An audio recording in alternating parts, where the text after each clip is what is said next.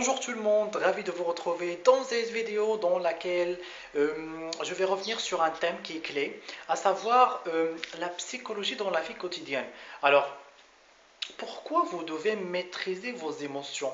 Pourquoi effectivement l'être humain, il n'est pas rationnel dans le choix et dans la prise de décision? Pourquoi nous avons ce comportement humain? Et là, je voudrais effectivement Premièrement, nous avons les biais psychologiques. Alors, il faut savoir que les individus, ils sont impactés par leurs émotions et par leurs biais psychologiques, de deux types. Des biais émotionnels et des biais cognitifs. Alors, des biais cognitifs liés à leurs connaissances et à leurs croyances, c'est-à-dire tout ce qu'ils ont acquis comme compétences, comme expérience, comme savoir-faire, comme connaissance. Et l'ensemble de ces choses-là, elles vont effectivement impacter dans la prise de décision. Et puis nous avons les biais émotionnels, c'est-à-dire que rien de logique. C'est-à-dire la peur, l'euphorie, la panique, l'excès de confiance, l'ego et l'ensemble effectivement de ces émotions, elles vont impacter dans la prise de décision. C'est super important de comprendre ces notions-là. Et là, je vais revenir sur la composition du cerveau de l'être humain.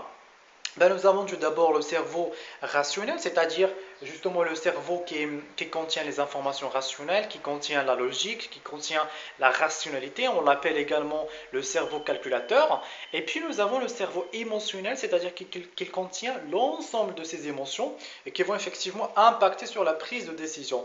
Et j'incite beaucoup sur la prise de décision. Pourquoi? Parce que c'est super important. Et on va revenir juste après pourquoi la prise de décision. Donc, pourquoi justement nous avons l'ensemble de ces trucs-là? Parce que nous avons l'être humain qui est impacté non seulement par l'incertitude, c'est-à-dire ce qui va se passer par la suite, dans le futur, elle est angoissée, etc. Mais également elle est impactée par les émotions que tout individu effectivement possède. C'est très important.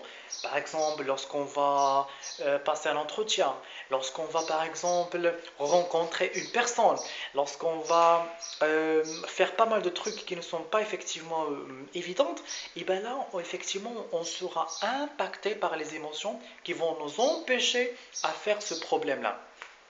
Et là, j'ai envie de développer le deuxième point qui est donc pourquoi on subit le système.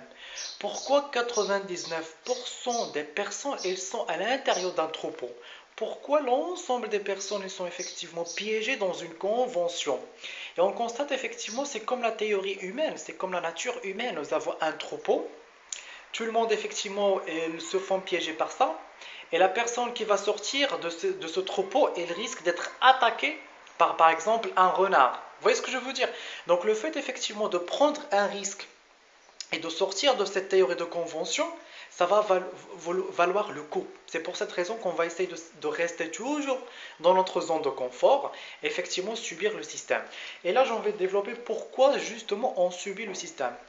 La première chose, c'est l'orientation orale. Ça veut dire quoi l'orientation orale? Ça veut dire tout ce que vous avez déjà entendu parler lorsque vous étiez encore petit. C'est-à-dire, par exemple, les riches, ils sont des escrocs. Les riches, ils sont des manipulateurs. L'argent est sale.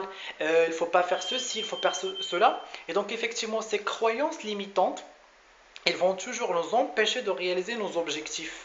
Ils vont toujours nous empêcher effectivement d'accélérer et de partir à la hausse. Et ça, c'est très dangereux. Pourquoi? Parce que pas mal de personnes, effectivement, donc, ils ont des compétences de malades, des compétences qui sont super magnifiques, et pourtant, on constate qu'ils sont limités. Pourquoi? Parce qu'ils ont des barrières, parce qu'ils ont des obstacles, parce qu'ils ont des entraves qui vont les empêcher, effectivement, à réaliser leurs objectifs. Et souvent, ces obstacles, ce sont des émotions. Donc il faut effectivement savoir ces notions-là. Le deuxième élément après l'orientation orale, c'est l'imitation. Ça veut dire quoi l'imitation? Ça veut dire que on va essayer d'imiter nos parents, on va essayer d'imiter les gestes des personnes qu'on aime, etc., etc. Pourquoi? Parce qu'en définitive, nous n'avons pas une personnalité qui est indépendante. On n'est pas indépendante. On n'est pas du tout indépendant. Donc il faut effectivement sortir de cette zone. Il faut quitter ce troupeau pour trouver sa personnalité, pour trouver son identité. Et c'est super important. Troisième élément, c'est l'expérience personnelle, c'est-à-dire tout ce que vous avez vécu comme expérience, comme fait marquant, comme des moments, etc., qui vont effectivement vous, comment dirais-je, vous bâtir des informations et des cultures, peut-être qu'ils vont vous empêcher également de sortir de votre zone de confort. Et là, j'en vais effectivement développer, c'est comment, pourquoi nous avons ce comportement et comment d'ailleurs les habitudes se constituent. Alors pour moi, une habitude, c'est quoi? C'est quelque chose effectivement que vous pratiquez au quotidien et que vous n'êtes pas satisfait de ce comportement. Par exemple, vous parlez trop vite. Par exemple, vous mangez trop vite. Par exemple, vous fumez.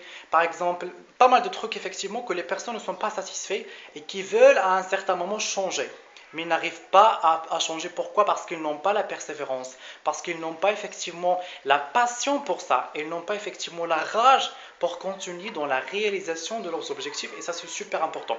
Et là je vais vous expliquer comment l'habitude elle se constitue, elle se construit.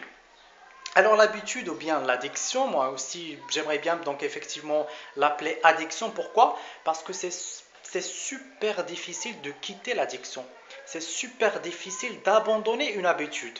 De quitter un comportement, c'est très très très difficile. Alors qu'est-ce que l'addiction? C'est une habitude ou bien c'est une, comment dirais-je, un comportement qui était au départ super difficile, qu'on a pratiqué la première fois, qu'on a mettre du côté un peu d'émotion, des émotions, et puis par la suite on l'a refait plusieurs fois jusqu'à ce qu'elle devienne très facile. Donc c'est ça l'habitude. C'est quelque chose qui était très difficile auparavant et qui a effectivement, qui est devenu par la suite facile avec le temps et avec la pratique. Maintenant, si effectivement je fais telle chose, comment je vais pouvoir, ou bien comment je vais effectivement savoir que je fais telle chose et comment je vais quitter ce comportement. Et là, j'en vais effectivement de vous éclairer sur une notion qui est extrêmement importante sur le plan psychologique, voilà, sur le plan psychologique, à savoir la conscience. La conscience. Il faut être conscient à ce que vous faites.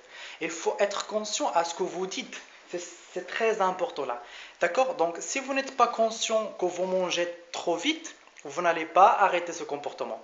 Si vous n'êtes pas conscient que vous parlez trop fort, vous n'allez pas effectivement arrêter ce comportement. Si vous n'êtes pas conscient des dangers et des conséquences désastreuses de la cigarette, vous n'allez jamais arrêter de fumer.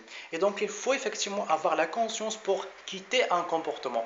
Maintenant vous allez me dire, oui, il y a des personnes qui sont addictionnées par un truc de type drogue, etc. Et ils sont conscients du danger de ce type de choses et pourtant ils ne vont pas arrêter de fumer, ils ne vont pas abandonner ce comportement puisqu'ils ont, c'est beaucoup plus fort qu'eux. Et là je reviens, bien je passe, deuxième partie qui est donc la compréhension. À partir du moment où je suis conscient de ce que je fais, ce que je dis, bah, je dois comprendre pourquoi j'ai telle habitude.